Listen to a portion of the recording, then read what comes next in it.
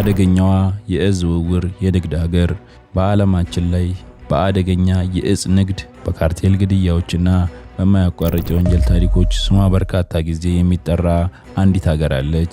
ይህች ሀገር ዛሬ በቱሪዝም፣ በባህል፣ በሙዚቃና በተፈጥሯዊ ውበት ዓለምን እያስደነቀች ብትገኝም ከዚህ ውበት በስተጀርባ ግን በደም በጥይትና በፍርሃት የተጻፈ አስፈሪ ታሪክ ደብቃ ትገኛለች።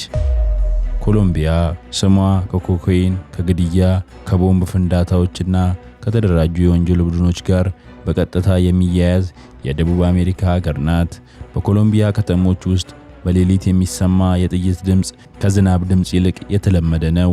መኪናዎች በመንገድ ላይ በፈንጂ ጥቃት ይፈነዳሉ። ፖለቲከኞች በቀን ብርሃን ይገደላሉ። ጋዜጠኞች እውነት ስለተናገሩ በየመንገዱ ይረሸናሉ። የኮሎምቢያን ስም ገኖ ዓለም ላይ እንዲሰማ ያደረገው ግን እንዲህ ያሉ ህገወጥ እንቅስቃሴዎች ብቻ አልነበሩም። ከመንግስት የማይተናነስ የገንዘብ የራሱ ህግ ያለው የአደንዛዥ እጽ ዝውውር እንጂ። እነዚህ አደገኛ እጽ ዝውውር እንቅስቃሴዎች የኮሎምቢያን ከተሞች ብቻ ሳይሆን የሀገሪቷን ፖለቲካ ስርዓት፣ የፖሊስ ተቋማትንና የህዝብ የየቀን ኑሮ እስከ መቆጣጠር ድረስ የደረሱ ናቸው። ነገር ግን ኮሎምቢያ ከአመሰራረቷ ጀምሮ እንዲህ ያለች በወንጀልና በአደገኛ እጽ ንግድ የተሞላች አስፈሪ ሀገር አልነበረችም። ታዲያ ኮሎምቢያ እንዴት ወደዚህ ደረጃ ደረሰች? እንዴትስ አንዲት በተፈጥሮ ሀብት የተሞላች ሀገር በዓለም ላይ ለሚከናወሩ የእጽ ዝውውሮች ማዕከል ሆነች?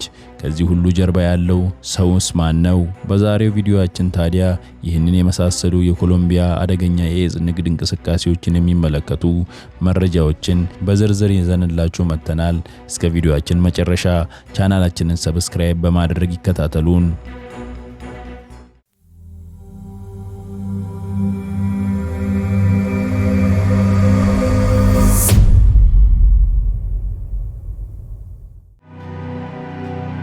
ኮሎምቢያ በደቡብ አሜሪካ የምትገኝ ሀገር ስትሆን በተራሮች በጫካዎችና ደኖች የተከበበች ዝናባማ ሀገር ናት። ይህ ውብ አቀማመጧ ታዲያ ከውበት ባለፈ ለቱሪዝምና ለንግድ እጅግ ተስማሚ ቢሆንም ይህ የተፈጥሮ ስጦታዎች ኮሎምቢያ ኢኮኖሚዋን እንድታሳድግ ከማመቻቸት ይልቅ ለአደገኛ የእጽ ንግድ መስፋፋት ትልቅ ዕድል ፈጠረ።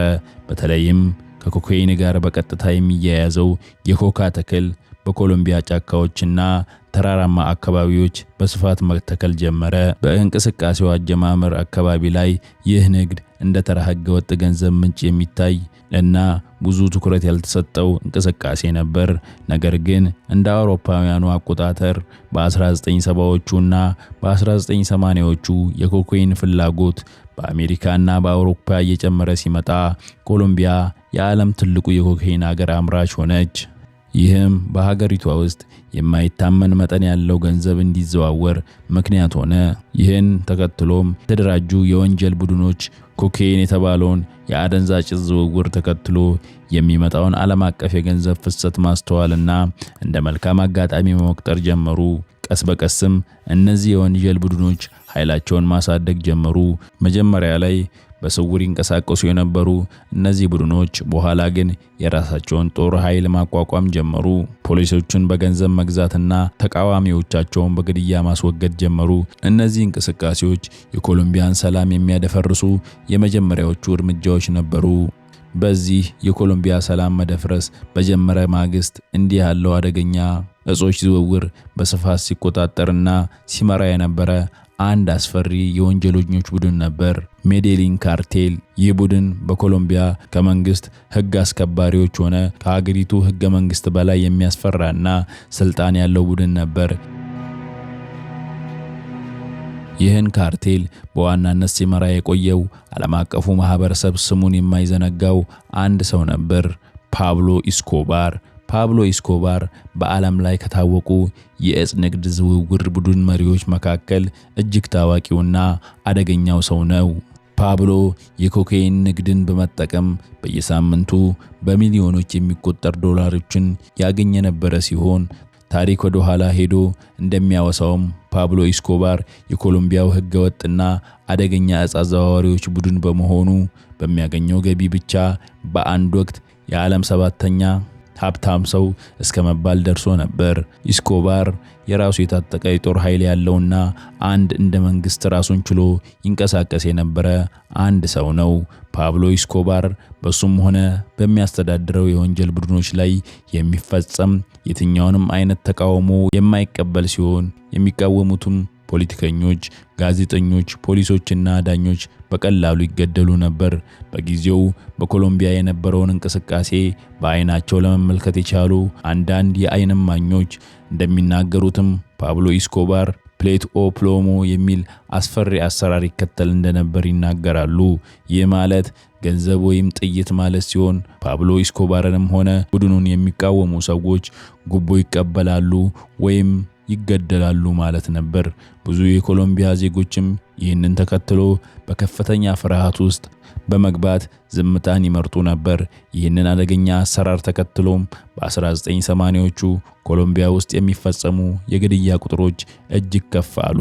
እንደ ሜዴሊን እና በቦጎታ ያሉ የኮሎምቢያ ከተሞች ውስጥ በሌሊት መውጣት እጅግ አደገኛ ሆነ።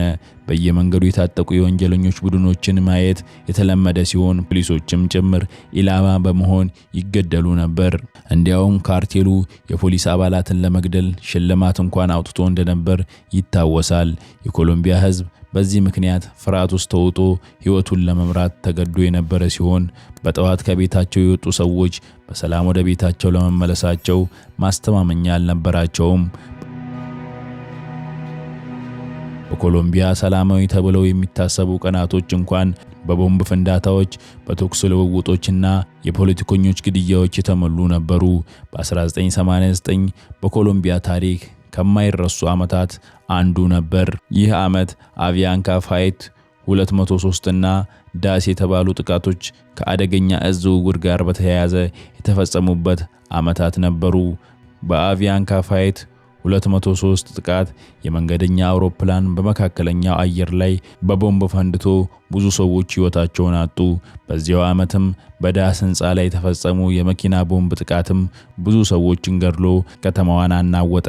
ከነዚህ ጥቃቶች ጀርባ የነበረው ዓላማም መንግስትን ለማስፈራራትና ካርቴሉ በሀገሪቷ ላይ ያለውን ኃይል ለማሳየት ነበር። በዚህም እጅግ ዘግናኝ እና አሳዛኝ በሆኑ ጥቃቶችም ካርቴሉ ከሕግ በላይ እንደሆነ በግልጽ አሳይቶ ነበር። እንዲሁም በኮሎምቢያ ውስጥ የተደራጁ የታጠቁ ቡድኖች ከካርቴሎቹ ጋር በመተባበር በኮሎምቢያም ከተሞች ሆነ በገጠር አካባቢዎች ላይ ከፍተኛ ተጽዕኖ መፍጠር ጀመሩ። ይህ በኮሎምቢያ ላይ ይደረግ የነበረው ሕገወጥ እንቅስቃሴ ተጽዕኖም በአንዳንድ ከተሞች ውስጥ የእጽ ንግድ እንደ መደበኛ የህይወት ክፍል እንዲቆጠር በማድረግ እስከ ዛሬም ድረስ ኮሎምቢያ የአደገኛ እጽ ንግድ ማዕከል ሆና እንድትቆይ አድርጓታል።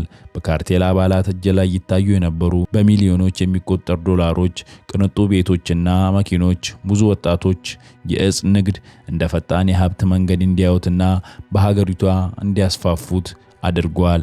ነገር ግን ምንም እንኳን በኮሎምቢያ አደገኛ እጽ ዝውውር አባላት እጅ ላይ የማይጠበቅ ሀብት መጠን ቢስተዋልም በዚህ መንገድ ራሳቸውን ሲያስተዳድሩ የቆዩ አባላት በመጨረሻ አብዛኛውን ጊዜ እስር ወይም ግድያ ነበር።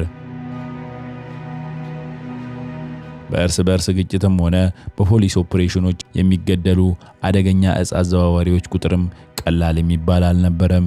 ይህ ዕጣ ፈንታ ታላቁም ፓብሎ ኢስኮባርን እንኳን አላተረፈውም ነበር። እንደ አውሮፓውያኑ አቆጣጠር በ1993 ፓብሎ ኢስኮባር በመንግስት ኃይሎች የተገደለ ሲሆን ይህ ዜና በዓለም ዙሪያ በተሰማበት ጊዜ ብዙ ሰዎች የኮሎምቢያ የእጽ ንግድና ተያያዥ ጦርነቶች እንደሚያበቁ አስበው ነበር። ነገር ግን ችግሩ እዚያ አላበቃም። ከኢስኮባር ሞት በኋላ ሌሎች በርካታ ካርቴሎች ተፈጠሩ።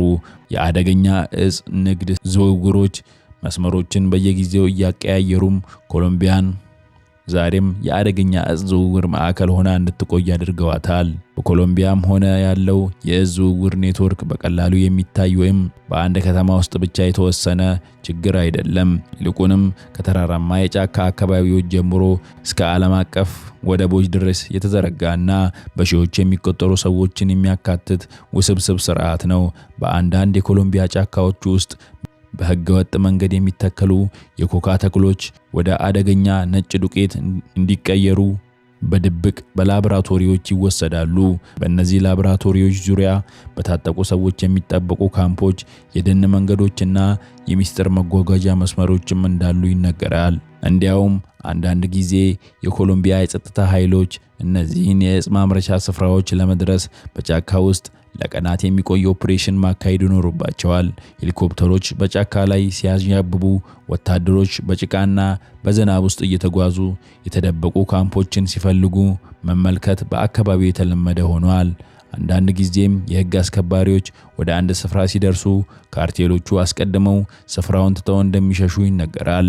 የኮሎምቢያን የእጽ ንግድ ዓለም የበለጠ አስፈሪ የሚያደርገው ደግሞ ይህ ጉዳይ በሀገሪቷ ፖለቲካ፣ ኢኮኖሚና ማህበራዊ ሕይወት ላይ ያለው ተጽዕኖ ነው። በአንዳንድ ወቅቶች ካርቴሎች የአካባቢ ባለስልጣናትን በገንዘብ ለመግዛት ይሞክራሉ። ሌሎች ደግሞ ዛቻንና ግድያን እንደ መሳሪያ ይጠቀሙታል። በዚህም ምክንያት አንዳንድ በሀገሪቷ ፖለቲከኞች፣ ጋዜጠኞችና ዳኞች ሕይወታቸውን በፍርሃትና በስጋት ውስጥ ለማሳለፍ ተገደዋል። በዛሬው ጊዜም ምንም እንኳን ኮሎምቢያ ከቀድሞ የተሻለ የጸጥታ ሁኔታ ለመፍጠር ብዙ ጥረቶችን ብታደርግም ግን የእጽ ዝውውር ኔትወርኮች አሁንም ድረስ ሙሉ በሙሉ ለማጥፋት አልተቻለም። በተለይም በርቀት ባሉ ጫካዎች አካባቢዎች ውስጥ የሕግ ቡድኖችና የእጽ አዘዋዋሪዎች አሁንም እንቅስቃሴ እያደረጉ እንዳሉ ይነገራል። መንግስት የኮካ እርሻዎችን ለማጥፋት የተደራጁ የወንጀል ቡድኖችን ለመቆጣጠርና ለወጣቶች የሥራ ዕድልን ለመፍጠር ቢሞክርም ችግሩ እጅግ የተወሳሰበ በመሆኑ ፈጣን መፍትሄ ማግኘት አልተቻለም። ይህም ኮሎምቢያ በዚህ ችግር ላይ የምታደርገው ትግል እስካሁን ድረስ ያላበቃና እልህ አስጨራሽ መሆኑን ያሳያል። አጠቃላይ ኮሎምቢያ በተፈጥሮ ውበቷ፣ በባህሏና በህዝቦቿ የምትደነቅ አገር ብትሆንም ለብዙ ዓመታት ከእጽ ዝውውር ንግድ ጋር የተያያዘው ጥቁር ታሪኳ በዓለም አቀፍ ደረጃ ስሟን እጅግ አወዛጋቢ እንዲሆን አድርጓታል። በካርቴሎችና በመንግስት አካላት መካከል በሚፈጠሩ ግጭቶች፣ በከተሞች የሚስተዋሉ ፍንዳታዎች፣ የህግ አስከባሪዎች ኦፕሬሽኖችና በዚህ መካከል ተጎጂ የሆኑ ንጹሃን ዜጎች በሀገሪቷ ውስጥ ጥልቅ አሻራ ትተዋል። ዛሬም ቢሆን ግን ኮሎምቢያ ያንን ጥቁር ታሪክ ለመተው እና የተሻለ ገጽታ ለመገንባት ጥረቷን ቀጥላለች። እኛም የአደገኛ እጽ ንግድ ማዕከል በመሆኗ ብዙ የተባለላትን ኮሎምቢያን የሚመለከቱ አስገራሚ መረጃዎችን ከነትንታኔዎቻቸው እንዲህ ባለ ሁኔታ አቀርበንላችኋል። አብራችሁን ስለቆያችሁ እያመሰገንን የዛሬው ቪዲዮአችንን በዚህ እናጠናቅቃለን። ቻናላችንን ሰብስክራይብ ማድረግ አይዘንጉ።